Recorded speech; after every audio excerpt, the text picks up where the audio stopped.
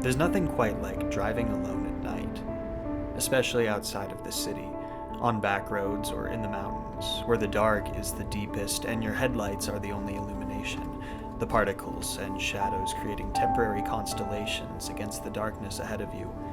It's like you've entered a new, quieter world. A world where you're safe from the rest of reality, from the everyday stresses of the outside world. Have you ever been in the middle of a long trip after the sun has gotten low and you're the only one awake in your car, if there's anyone else around? In those moments, in those liminal, alien moments, don't you feel like you could just keep driving forever? That you could just cruise off into the night and become a part of the static darkness? It's peaceful. Special is the only point I'm trying to make. Those rare moments in the dark, transient spaces so far away from the real world. But everything can change in an instant when the engine stops running and the headlights go dark. It could happen for any reason. Lack of preparation, an unexpected malfunction, sabotage. You become engulfed by the silence that was once so peaceful, swallowed whole by the darkness that was so relaxing just a second ago. In those moments, on those back roads or up in those mountains where the dark is the deepest, and you're lost without a light, you learn the true horror that can exist in that special blackness. Stranded, nowhere to go, you struggle to decide which is the more horrifying thought. The idea that no one comes for you, or the idea that someone does. You never know who you're going to encounter out on the road. You never know where they're going, or what they're doing, or what they want. And in those moments, the ones where all of a sudden you have to rely on these walking unknowns, these backroad strangers, you realize you might not want to find out.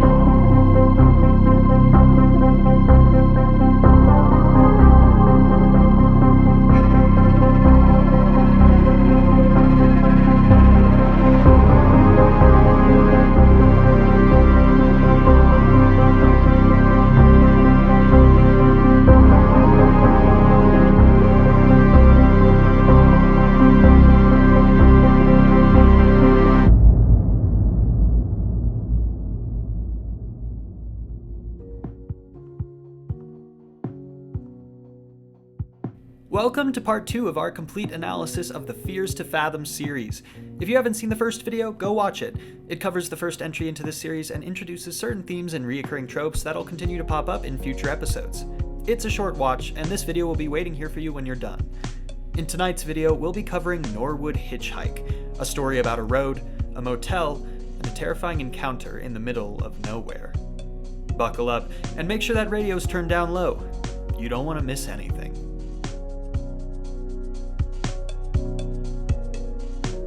The very first thing we're told is that this story happened to the protagonist when she was 19. Our protagonist isn't a child in this one, though she's still a very young adult. Her name is Holly Gardner, and she's a bit of a gaming nerd, enough so that she enjoys going to gaming conventions, even ones that are far away. Also enough so that it makes sense she'd end up submitting this story to an indie game developer. She drives to her conventions because plane tickets are too expensive for her to meet up with some of her online friends. When our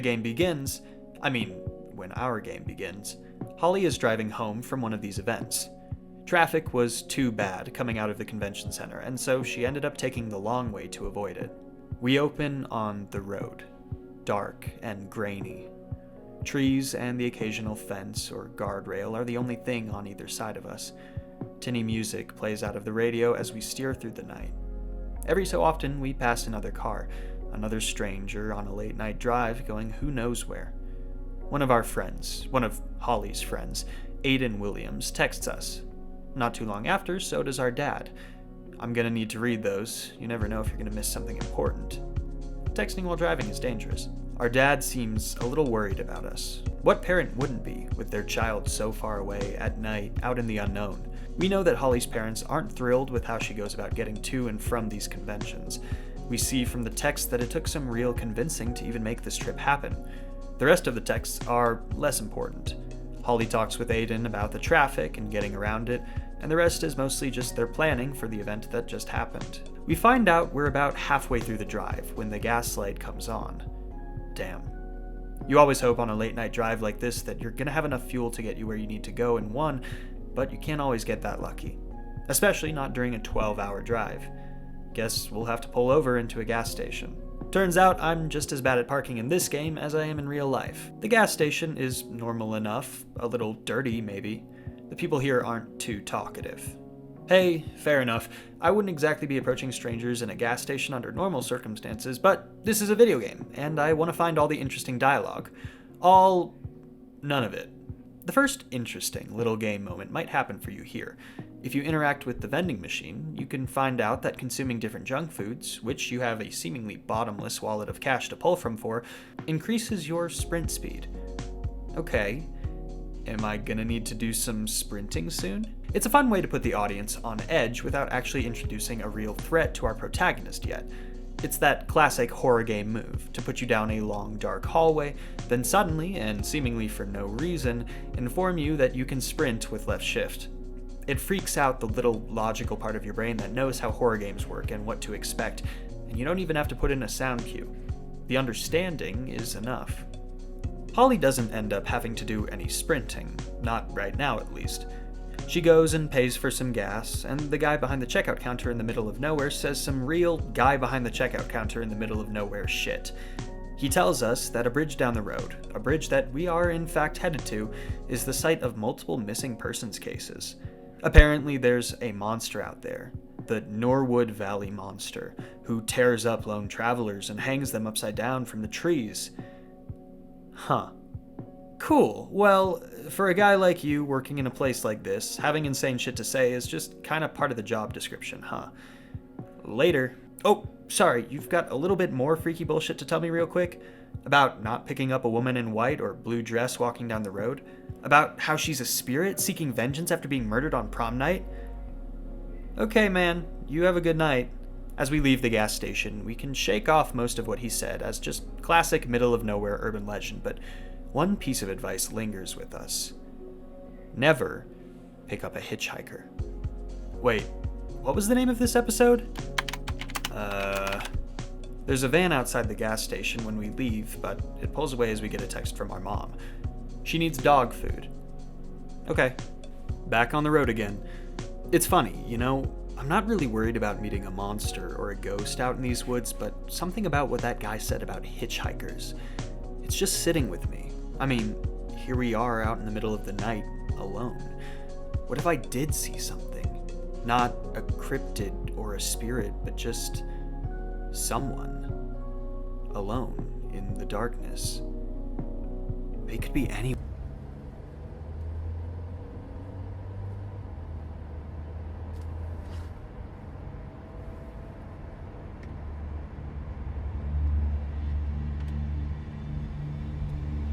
Holly believes that monsters do exist, and that every single one of them looks just like you and me. Human. Our headlights shut off. Oh, fuck. Please come back on. Please don't leave me out here in the dark. I'm not an idiot, but I can believe anything at night. What if there is a ghost? Phew, they're back on. Shit. Okay, they're back again. It's dangerous driving at night. If those headlights go for good, I'm not sure what Holly will do. Oh, hey, a bridge. This is probably that same missing persons bridge that gas station clerk was talking about. Probably not the safest area to be in. Let's try to get out of here quick. As we pass the bridge and nothing happens, it almost feels stupid how my eyes become peeled for the sight of a white or blue dress illuminated by headlights on the side of the road. I'm already preparing myself mentally for cruising right on past, leaving Miss Ghost in the dust. That's how I'll survive this, just like in the last game. As long as I don't talk to anyone or get out of my... Oh. Hey guys, a little piece of advice here. If you're ever driving at night and you encounter something like this, where debris like trees or maybe wooden boards with nails in them, just really anything preventing your car from moving forward, are in the road, then listen to me. Do not leave your car. Make sure your doors and windows are locked, keep your headlights on, and carefully reverse away from the scene while calling 911. These little obstacles are usually traps, designed to get lone drivers to leave their cars at night to move the objects out of the way, at which point they are attacked, potentially robbed or worse, and usually kidnapped. Under no circumstances should you ever take a risk like this. So Holly gets out of her car and goes and moves the logs, and very fortunately does not get attacked. Really lucked out on that one, but you do still have to ask, who put these logs in the road? And why? If there's not someone out here trying to attack me, then what other purpose could there be for having this roadblock here? When Holly gets back in her car, a gut-wrenching realization comes over her. The engine won't start.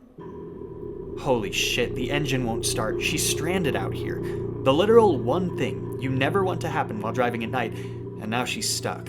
There's a part of me that wonders, did someone, somehow, do something to her car while she was dealing with that roadblock earlier? Or is it possible that the person in the van, the one she glimpsed earlier, did something while she was inside the station, and it's only just now taken effect? But if so, if anyone messed with her car, why? It could be nothing. Whatever the case, her options are incredibly limited. Her phone has no service, she can't call for help, so now she has to decide between walking down the road at night with no way to call for help, hoping she comes across a gas station or something that can help her, or she can stay by her car and pray that someone else comes by, and also pray that whoever comes by isn't a crazy person. What would you...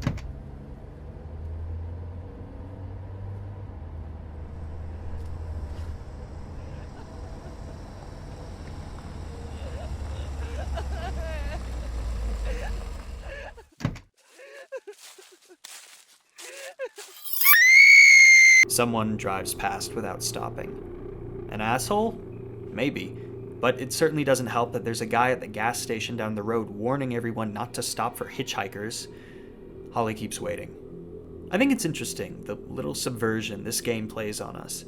The title of the episode is Norwood Hitchhike, and the gas station employee specifically warns Holly not to pick up other people.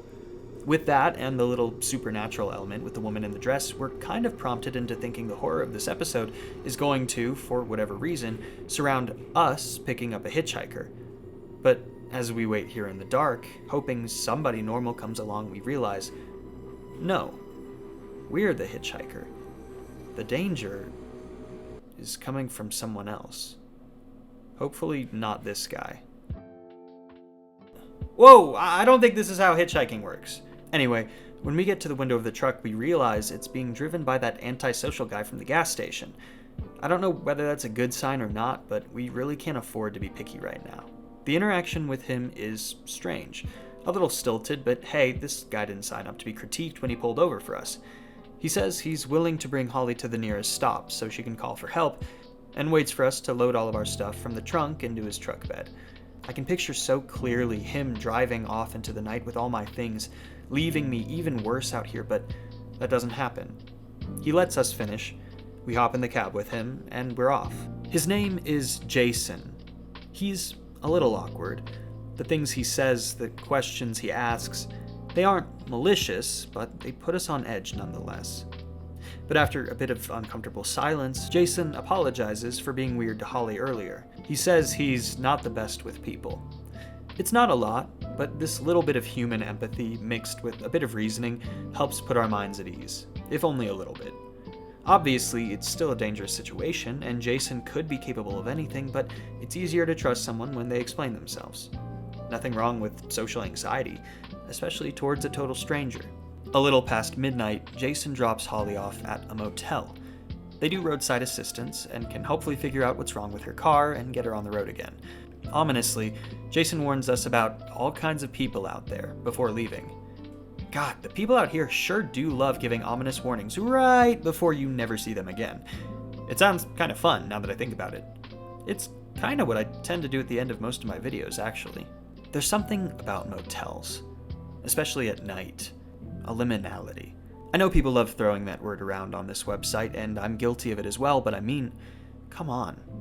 How else do you describe the feeling of standing in one of those dark, U-shaped parking lots? Maybe the blue light of a pool somewhere nearby, the glowing sign hovering like a beacon above the small building as you take in either silence or the sound of strangers living their own individual motel experiences. It's a place between places, a stop on the road, looking more or less the same wherever you find it. It's both ominous and peaceful.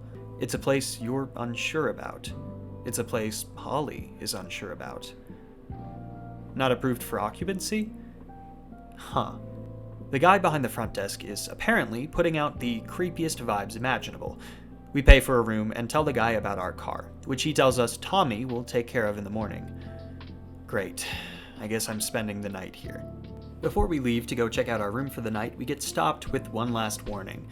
Classic. I even expected it this time. Holly is warned not to wake the other guests, because they might not take too kindly to that. Okay. The vibe of that warning was pretty intense, but otherwise that's just pretty good general advice for any time you're staying in a place with other guests. We're in room 9. Along the way, we can do a little snooping, but it doesn't help us much. Why was your door open anyway? We also get a bunch of messages all at once as we make our way to the room. Hey, would you look at that? Looks like service is back. Holly's family has been concerned, not hearing from her for some time. Holly tried to update her dad, but it looks like that didn't work. The room is fine. A regular motel room. Superman is playing on TV. I could just sit here and watch that all night, wait for the sun to rise and get back on the road. But, nah, checking out the rest of the place seems important. You never know what— Ah! Now, in this footage, you might notice me running away from room 9 as fast as I can. You're really supposed to just stay and talk to him, but Holly and I didn't know that. And since we were already on edge, the first thing that comes to mind is, holy shit, there's a fucking murderer in my room and I need to tell the guy behind the front desk ASAP. But he honestly doesn't seem to care, so I go back to the room to figure out what's going on. This is Tommy, apparently, the guy who's gonna fix our car in the morning.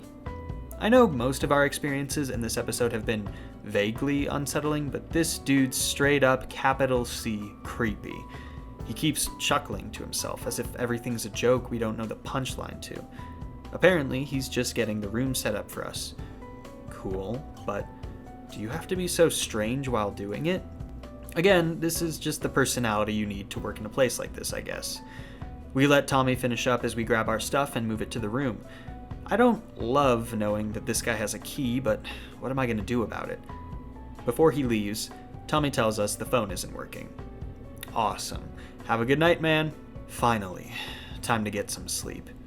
If we can just get through the night, everything will be okay in the morning. Something's wrong. I can feel it. A sound comes from the bathroom, some liquid trickling. It almost sounds like someone is in there, but I don't think that's possible. When we look over the window, it looks like someone is looking through, but they leave quickly. A snoop? Like us? Or something else? This place is not good for my paranoia. I think whoever was watching us was the guy from the room we investigated earlier. If we go out quick enough, we might see him entering his own room. Holly wants coffee. It's a good thing we passed by that machine earlier. I guess if you already can't sleep, your second best option is to be alert. Wow. Neither of these look very good. Okay, we drank it, and now we can— What the fuck? I think there was something wrong with that coffee. The world is swimming and strange voices are calling out to us. I think we need to lie down.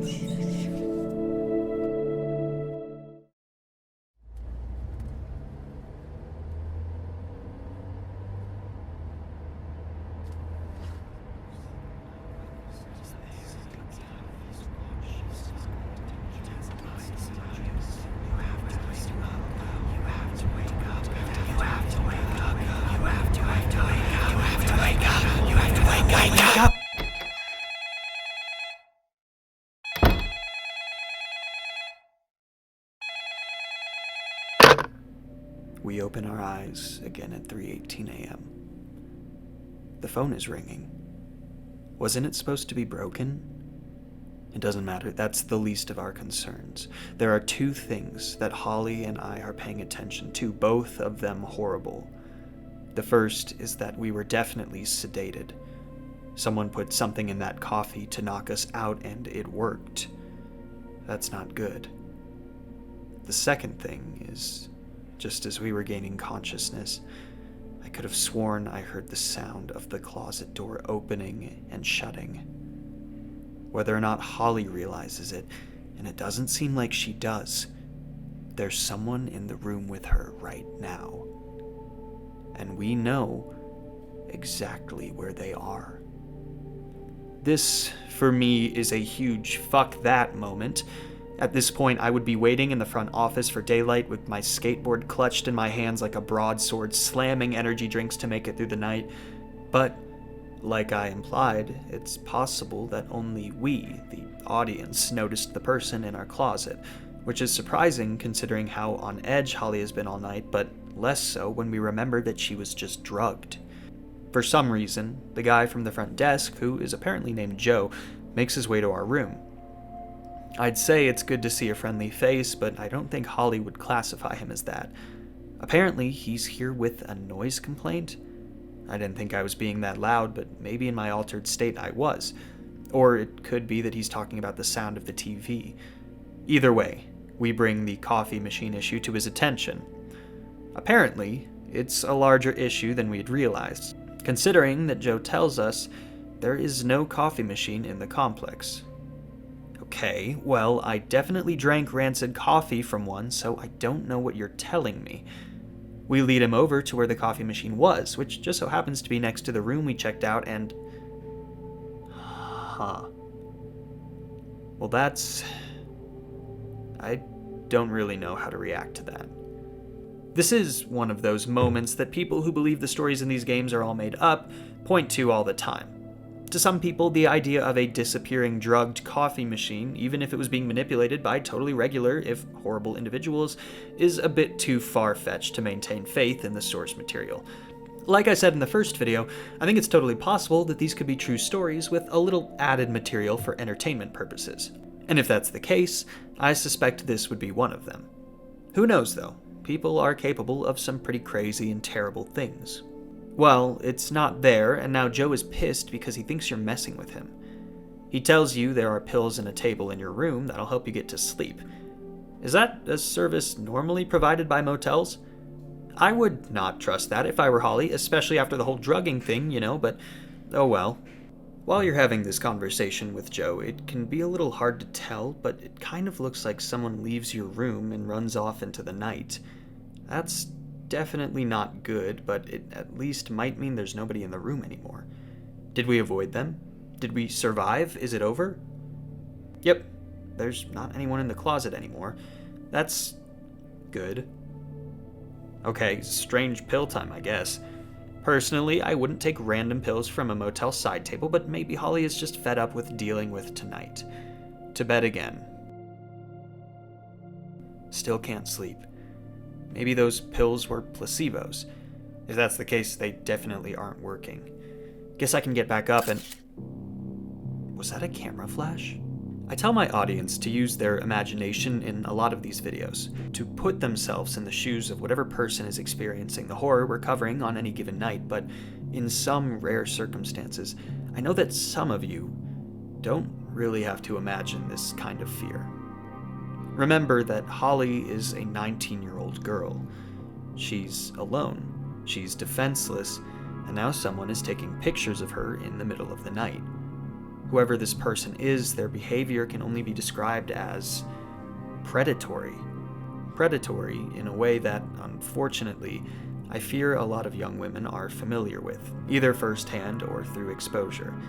The feeling of being treated as less than human, as some sort of prize, some trophy to be documented and kept and owned, of not feeling safe when men they don't know are nearby. Maybe whatever's happening here has nothing to do with that, but the fact remains, this person likely a man, is taking advantage of terrifying circumstances and a power dynamic this young woman didn't even know she was a part of for what? Just for some sick form of pleasure? Or could his motives somehow be even more sinister than that? I have to imagine that these points, this little analysis, makes its way through Holly's head in a matter of moments, and before she even has time to react, something else happens. A man knocks at the door. It's not Joe. It's not Tommy. It's not even Jason. It's someone we've never seen before. Except, that's not quite true, is it? Even as we think that, those little moments of the van pulling away, of the person running from our room and hiding in their own, of the strange coffee machine, this person has been nearby the whole time. Or at least, I think they have been. I don't even know, and I don't want to find out. The man is asking for help. He's not identifying himself. He's being non-specific. He just wants us to open the door. We're not going to do that. As soon as the man behind the door starts getting aggressive, which, let's face it, we knew was coming, we scramble for a hiding place. With limited options, there's only one place we can think to go: the closet. Our attacker's old hiding place, a place we know he knows about, but what else are we gonna do? Where else can we go? There's no other exit, no weapons, no way to call for help, so Holly climbs into the closet, shuts the door, tries to control the noise she's making, and waits to be found. It doesn't take too long for the man to break the door down. It was loud, too. Maybe somebody heard, but Holly can't count on that. Even if they did, most people would likely just leave well enough alone, especially at this time of night. Holly can see him from her spot in the closet. He's not familiar. All she can do is wait and hold her breath as he explores the small room. She and we both know that it's only a short matter of time before he finds her. He moves from the bedroom to the bathroom, and we know where he's going next. And suddenly, just when all hope seems lost, Joe walks in. Holy fuck, he must have heard the banging. It seems that Joe clues in pretty quickly to what's going on. Hiding just outside the bathroom door, our strange attacker is situated in. As the man turns to leave, Joe winds up for a punch, swings, and the game ends. We did it, somehow. Holly survived just like Miles through luck, quick thinking, and a lot of patience. We find out in the closing text that Joe decided not to get the police involved. It seems like maybe he knew more about what was going on than he said, but at this point we don't care. Holly will never take a trip like this again. She'll never stop at a strange motel in the middle of the night. She'll never take a drive like that alone again. Norwood Hitchhike is, in my opinion, where Fears to Fathom really gets going. Home Alone might be a great introduction to the style and format, but this episode really amps up the story, the intensity, the horror. We, like in episode 1, still don't really know the reason we were put in this situation, what our attacker wanted or where he came from, but so many more details and little world-building moments were placed in the game to help us experience this human horror much more personally than we might have otherwise. One thing I really love is all the red herrings the game throws your way, especially at the gas station early on. It puts you on edge about ghosts and monsters and hitchhikers, but in reality, it wasn't the hitchhike that was responsible for the horror, but everything that came after it. It keeps you guessing even into later games. Is the danger of Ironbark Lookout going to be fire-based, or have to do with wildlife or other forest lookouts? Is the danger of Woodbury Getaway going to be the people you're already with or someone new? We've been taught now that part of what makes Fears to Fathom so effective is the chaotic human element. They're slow burn stories, spending plenty of time on the mundane stuff, like moving luggage, eating, checking your texts, stuff that even in reality lulls us into a sense of security. And then finally the curtain drops and we realize the danger we're in, or have been in the whole time, and it becomes almost funny how much time we've spent cooking or working or even watching something. Didn't we know we were being watched? Didn't we know the danger we were in? How could we just sit there, acting like everything was fine, while someone or something unknown was so nearby? Well, you've been watching this video for a while, haven't you? Are you sure you haven't missed anything? Have you checked your windows? Under your bed? The closet, the attic, the next room over, behind the shower curtain, in the backyard, just outside the door? How confident are you that you're safe? Maybe you should get on the road. Just leave your home for a little while. Get out of there. Take in the sights and sounds of the highway. But just remember, be careful out there. You never know who's hiding in the darkness. See, I can do it too.